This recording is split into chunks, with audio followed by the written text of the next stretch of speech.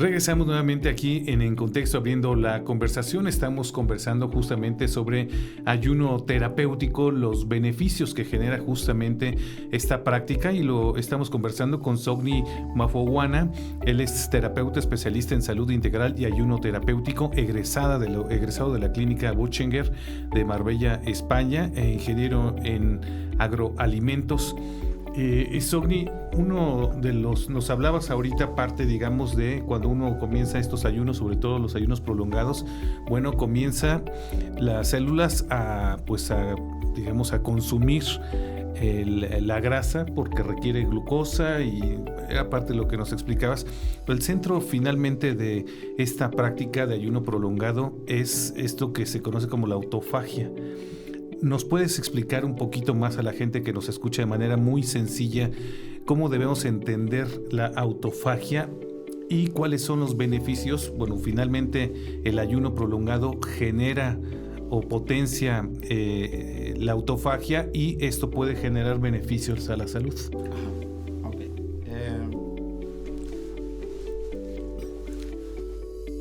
Voy a explicar algo muy técnico que está en el libro del metabolismo del ayuno, un libro que recomiendo mucho. El autor no sé muy bien, pero el título se llama Metabolismo del ayuno.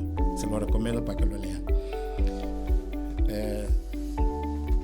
Lo que hace que una persona se enferme, hay que entenderlo, y envejezca, es el exceso de metabolismo. Entonces, el cuerpo, si lo tomamos así, paralelismo, como si fuera un motor de coche, será un motor de 4 tiempos, ¿no? Que tiene la absorción, la digestión, el metabolismo y la eliminación. Para tú estar sano, tú siempre tienes que eliminar para estar sano. Y para poder eliminar bien, tiene que reducir el metabolismo. Esa es una técnica que tenemos que entender para la gente que quiere realmente entender el cuerpo y sanarlo. Entonces,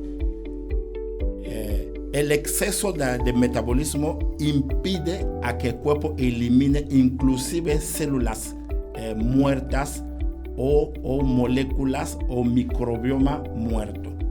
Le impide. Entonces, en el ayuno, ¿qué hace? Como ya tú no metabolizas, entonces el cuerpo tiene toda la capacidad y la energía para ocuparse de todas esas células muertas, de todas esas moléculas que ya no sirven, que se oxidaron, y sacarlo. De ahí ocurre esa autofagia. Entonces, en el ayuno, ¿qué hace? El cuerpo tiene la oportunidad de hacer un reseteo completo y ver qué células ya no sirven, qué molécula que hay que quitar, qué microbioma que hay que renovar. Entonces ocurre un reseteo general y una limpieza general, y va sacando todo.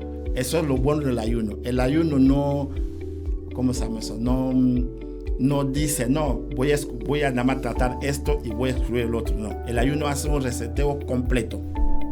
El ADN entra, revisa todo cómo está funcionando el cuerpo, y todo lo que no sirve lo saca.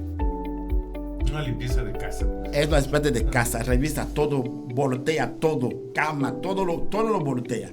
Y ya luego, al final, lo regresa en orden. Una vez que limpió todo, lo va a poner en orden. Por eso la gente, durante el ayuno, van a perder peso. Y me dice, Sogni, estoy perdiendo peso. Si yo vino flaco o flaca, no te preocupes. El cuerpo solamente va a quitar primeramente todo lo que no sirve. Ya luego te va a poner a regresar, a reconstruir como se debe. Un detalle muy importante que yo he visto en todo mi estado en el ayuno es que el cuerpo humano no te va a dar algo si no quites lo que no sirve. Por eso muchos no entienden por qué no me estoy sanando. ¿Por qué? Porque para poder sanar, primero hay que quitar, hay que eliminar todo lo que no debe de estar en el cuerpo. Ya luego entonces el cuerpo te va a dar lo que tú le estás pidiendo. Eso es la forma de curación biológica, biológica. El cuerpo es así. Si no quitas De hecho, es un principio bíblico. No sé si hablar de la Biblia es conveniente en un programa como este, pero es un principio bíblico que dice, no se puede poner un vino nuevo en un odre viejo. No se puede. Entonces, el cuerpo así funciona. Si quiere que te dé tu cartílago nuevo, quítame el cartílago viejo que ya tú dañaste.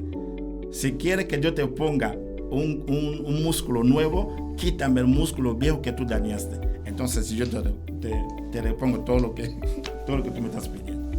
Y bueno, al final del día, si no, usted corríjame, creo que lo importante es el cambio de hábitos, ¿no? Y la toma de conciencia y de responsabilidad. Una vez que pasa este periodo de ayuno y que las personas vuelven a sus rutinas, a consumir alimentos, ¿cómo lo deben de hacer o cómo se lo recomiendan ustedes que lo hagan? Porque de repente por ahí aparecen términos como el síndrome de la realimentación, ¿no? Que hay quienes señalan que es peligroso y que incluso puede ser mortal, ¿no? Si se hace de manera, pues, incorrecta. Okay. Bueno, yo les decía al inicio que nuestro ayuno terapéutico tenía 3 etapas, ¿no?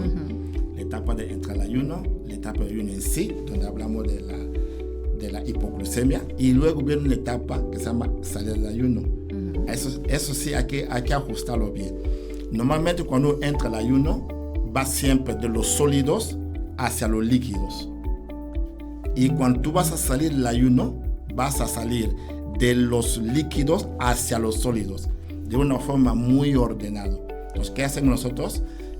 Rompemos un ayuno, por ejemplo, con un jugo, porque tiene glucosa. El cuerpo en ese momento, como está en hipoglucemia, entonces le damos glucosa. ¿Para qué? Para que inhiba el consumo de grasa y regrese a su fase de consumo de glucosa.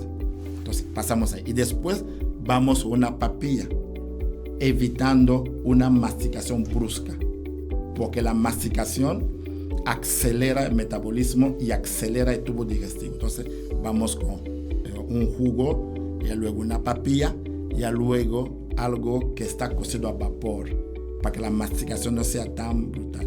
Y al final, entonces, entra en su alimentación normal. Esas son las etapas de salir del ayuno. Y le damos siempre consejos a los pacientes o a los ayunadores, una vez que termines, que no le entre muy rápido a la proteína animal, que vaya poco a poco, porque la proteína animal, al final de cuentas, es la que acelera el metabolismo y hace que se crean muchos desechos metabólicos, porque la carne es una cápsula que tiene muchísimos componentes nutricionales, y que el cuerpo, saliendo del ayuno, no te aconseja que lo sometas, ¿no?, a ese tipo de metabolismos. Entonces siempre vamos con pausa, como lo acabo de explicar, y cuando ya está en tu casa, igual, llega muy poco a poco al mundo animal. Siempre lo hacemos. Y lo que va a determinar que tu ayuno, que los beneficios del ayuno que vas a empezar a experimentar, que voy a hablar más tarde a los pacientes, si lo quiero conservar mucho más tiempo, tú tienes a fuerza tener una disciplina alimenticia. Disciplina. La gente que disfruta mucho de los beneficios del ayuno son aquellos que mantienen los buenos hábitos después de ayunar. Eso sí lo viven muy bien. Pero hay, como todo, ¿no? Hay que lo cumple menos, que lo cumple más, entonces varían las reacciones al final. Vamos a hacer una pausa, Sogni, y ahorita que regresemos también que nos platiques si existen contraindicaciones para algunas personas o grupos que no es aconsejable que puedan realizar esta práctica de ayunos prolongados. Sobre todo me refiero, no sé, a mujeres embarazadas, a niños, a personas a lo mejor que tienen problemas alimenticios, ¿no? Como muchas, sobre todo adolescentes, llegan a tenerlos, o anemias, etcétera. Ahorita, después de la pausa, nos platicas quiénes sí pueden realizar este tipo de prácticas de ayuno, sobre todo prolongado, y a quienes tú consideras que sería mejor que lo evitaran. Vamos a la pausa y volvemos.